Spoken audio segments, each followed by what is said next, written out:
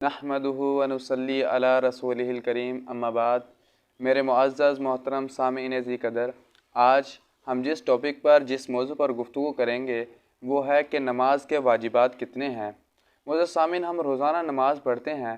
5 वक्त की नमाज हर इंसान पर फ़र्ज़ है, लेकिन हम नमाज ऐसे पढ़ते हैं कि हमें ना उसके फ़राइज़ का इल्म होता है ना उसके वाजिबात का इल्म होता है। तो ऐसी नमाज का पढ़ने का क्या फ़ायदा कि नमाज के हमें वाजिबात तक का इल्म ना हो। मसला ये है कि अगर किसी आदमी का अगर नमाज के अंदर कोई वाजिब छूट जाए, उसके ऊपर सीधा साफ लाजिम होता है, उसके लिए सीधा साफ करना ज़रूरी होता है। अगर वो सीधा साफ नहीं करता तो उसकी नमाज फासिद हो जाती है, उसको नमाज का दोबारा अदा करना ज़रूरी होता है, यानी नमाज को दोबारा लौटाना ज़रूरी होता है।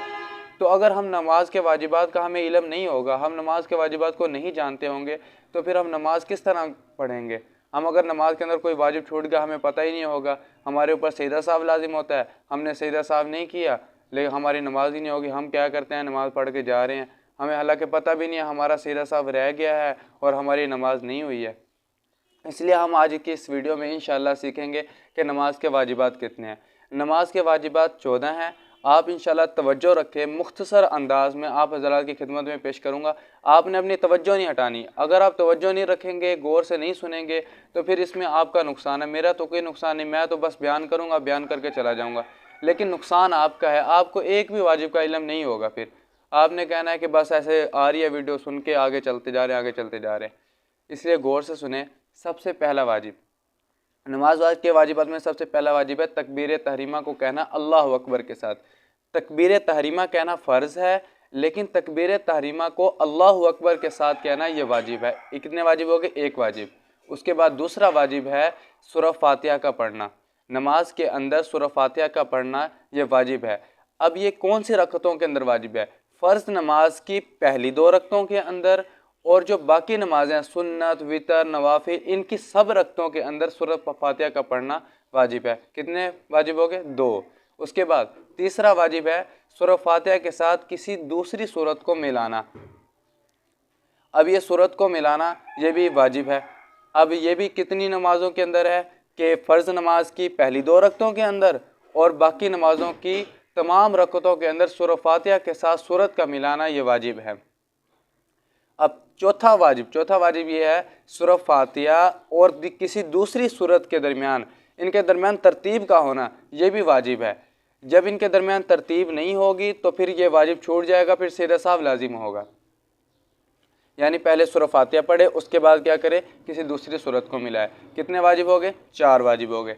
उसके बाद 5वां वाजिब है रुकू से उठना, यानी कोमा करना ये भी वाजिब है। कोमा करने की क्या सूरत हाल कि इंसान जब रुकू से उठे तो इस तरह खड़ा हो जाए कि उसके आज़ा में से हर उज़्व अपनी जगह पर आ जाए, करार पकड़ ले। ये है वाजिब। कितने वाजिब हो गए? 5 वाजिब। 5 वाजिब के बाद 6वां वाजिब ये है कि रुकू के अंदर और सजदे के अंदर एक मरतबा सुबहान रब्बियल अज़ीम रुकू के अंदर कहना और एक मरतबा सजदे के अंदर सुबहान रब्बियल आला कहना। कितने वाजिब हो गए? 6। 7वां वाजिब है सजदे के अंदर अपने दोनों घुटने, अपने दोनों हाथ और अपने दोनों पाँव और नाक का रखना, ये वाजिब है। अगर ये छूट जाए तो फिर भी सीधा साफ व लाजिम होगा। उसके बाद 8वां वाजिब है जलसा करना, यानी 2 सजदों के दरमियान बैठना।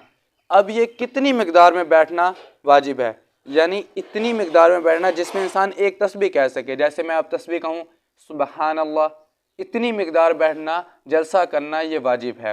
कितने वाजिब हो गए? याद है आपको? 8 वाजिब हो गए। उसके बाद है 9वां वाजिब है कि तशहुद की मिकदार बैठना। तशहुद की मिकदार बैठना किस में? क़ैदा ऊला में तशहुद की मिकदार बैठना ये वाजिब है। लेकिन क़ैदा अखीरा में, यानी 4 रकत वाली नमाज में चौथी रकत में बैठना, ये तशहुद की मिकदार बैठना ये फ़र्ज़ है। लेकिन 4 रकत वाली नमाज में दूसरी रकत में बैठना, उसे कहते हैं क़ैदा ऊला, ये वाजिब है। अगर इंसान से ये छूट गया तो फिर भी उसके ऊपर सीधा साफ लाजिम होता है। उसके बाद 10वां वाजिब वो ये है कि तशहुद की मिकदार क़ैदा ऊला में बैठने के बाद फ़ौरन खड़े हो जाना, बग़ैर दुरूशी पढ़े और बग़ैर रब्बी जालनी पढ़े। अगर कोई दुरूशी शुरू कर दे तो फिर भी उसके ऊपर सीधा सा वाजिब होता है। इसे कहते हैं कि तशहुद की मिकदार बैठने के बाद बिला ताख़ीर खड़े होना तीसरी रकत के लिए। कितने हो गए? आपको याद होगा 10 हो चुके हैं। उसके बाद आखिरी जो 10वें के बाद 11वां वाजिब है वो ये है कि नमाज का इख्तिताम करना, नमाज को ख़त्म करना सलाम के साथ। खुरूज बिस्वनिल मुसल्ली है ना, नमाज को अपने फ़ेल से तमाम करना ये फ़र्ज़ है, लेकिन नमाज को ख़त्म करना, नमाज को मुकम्मल करना सलाम के साथ अस्सलामु अलैकुम व रहमतुल्लाह कहकर ख़त्म करना ये वाजिब है। कितने हो गए? 11। और इसके बाद कुछ वाजिबात ऐसे जो मुख्तलिफ़ नमाज़ों से मुतालिक है, जैसे वितर के अंदर दुआए कुनूत का पढ़ना वाजिब है। अगर किसी इंसान ने दुआए कुनूत छोड़ दी तो फिर भी उसके ऊपर सीधा साहब लाजिम होता है। अगर वो सीधा साहब नहीं करता तो फिर उसकी नमाज़ मुकम्मल नहीं होगी, नमाज फासिद हो जाएगी, उसको नमाज का वितर दोबारा पढ़ने पड़ेंगे। उसके बाद इसी तरह ईदैन है, ईदैन के अंदर तकबीरात का कहना यह भी वाजिब है। अगर कोई तकबीरात छोड़ दे तो फिर भी सीधा साहब लाजिम होता है।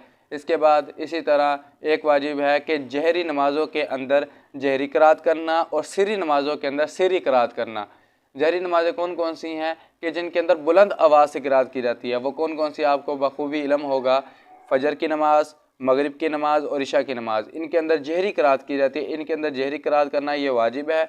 और जो सिरी नमाज़ें यानी जिनके अंदर ऐसा आवाज़ से क़राअत की जाती है, जैसे ज़ोहर की नमाज़ और असर की नमाज़, इनके अंदर ऐसा आवाज़ से क़राअत करना ये वाजिब है। अगर ये भी भूल जाए, इंसान से ये छूट जाए तो फिर भी सीधा साहब लाजिम होता है। अल्लाह रब्बुल इज़्ज़त से दुआ है कि अल्लाह रब्बुल इज़्ज़त हमें इन वाजिबात को याद करने की और नमाज को ध्यान से पढ़ने की तौफ़ीक़ अता फ़रमाए। आपको मैं एक कायदा बताता हूँ इन वाजिबात को याद करने का, बहुत ही आसान है। आप एक दो सुन लें वीडियो के अंदर, या अगर आपको कहीं से लिखे हुए मिल जाएँ किसी किताब के अंदर, या कोई कई छोटी छोटी नमाज़ें हनफी वगैरह होती हैं उनके अंदर लिखे होते हैं वाजिबात, उनको आप याद करें। 2-3 याद कर लें या 5, हद एक 5 मुकर्रर कर लें। मैंने 5 याद करने, 5 याद कर लिए, फिर उनको जब नमाज़ पढ़ें तो नमाज के अंदर ध्यान में रखें कि ये वाजिब है, ये वाजिब है, ये वाजिब है। इंशाअल्लाह अगर आप ऐसा रूटीन बना लेंगे ना, इस तरह 1-2 मरतबा करेंगे, फिर आपकी आदत बन जाएगी, तो फिर इंशाअल्लाह आपको ये पूरी ज़िंदगी भूलेंगे नहीं। अल्लाह रब्बुल इज़्ज़त से दुआ है कि अल्लाह रब्बुल इज़्ज़त हमें वाजिबात को सीख कर नमाज को अदा करने की तौफ़ीक़ अता फ़रमाए। वमा अलैना इल्लल बलागुल मुबीन।